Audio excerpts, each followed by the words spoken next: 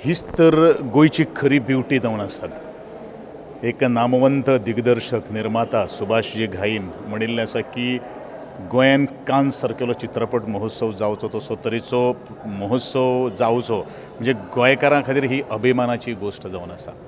आणि आमचें पावल सुद्दां त्या दृश्टिकोनांतल्यान मुखार आसा, कारण ऑलरेडी आमी एक कन्वेंशन सेंटर ऑलमोस्ट 7,000 कॅपेसिटी ते आमी सरकाराक प्रपोज करता। ज्या पद्दतीन हेका तांच्यांनी हायप दिल्ली आसा, खरोखरूच म्हणजे 12 वर्सां कंप्लीट जाल्या उपरांत एक बरो मराठी फिल्म महोत्सव तेंच्यांनी हांगासर घडोवन हाडला। हांव म्हणटा की बरें कल्चर जे आसा, फिल्म कल्चर तेंच्यांनी हांगासर डेवलप केला। डेफिनेटली हो असोच जो आसा हो आनिकूय डेवलप जावप अत्यंत गरजेचें आसा। हांवें इवन दो म्हटलां की सरकाराच्या वतीन सुद्दां तांकां सपोर्ट करप हे अत्यंत गरजेचें आसा आनी definitely will support from the government side also.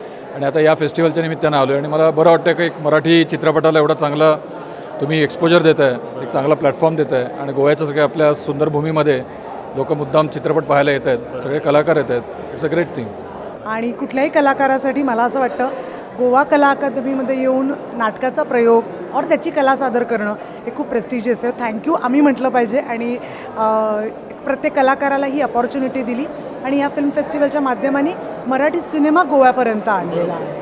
तर मला असं वाटतं शेवटी सांस्कृतिक देवाणघेवाण आहे आणि ती उत्तम पद्धतीने गोवा फिल्म फेस्टिवल गेली 12 वर्ष करत आहे। मराठीमध्ये साहित्य, कला, संस्कृती, चित्रपट, नाट्य, संगीत या क्षेत्रात जी मराठी नावं तळपत आहेत, आजही गेल्या 60-70 वर्षापासून तळपत आहेत, ती मूळ गोव्यातली आहेत, या गोव्याच्या भूमीतून आलेली आहे। आणि आजसुद्धा महाराष्ट्रामध्ये मला हे कधी चित्र दिसत नाहीत की मराठी कलाकार एका उत्सवाच्या निमित्ताने एकत्र येतात मराठी, ते मला गोव्यात दिसतं।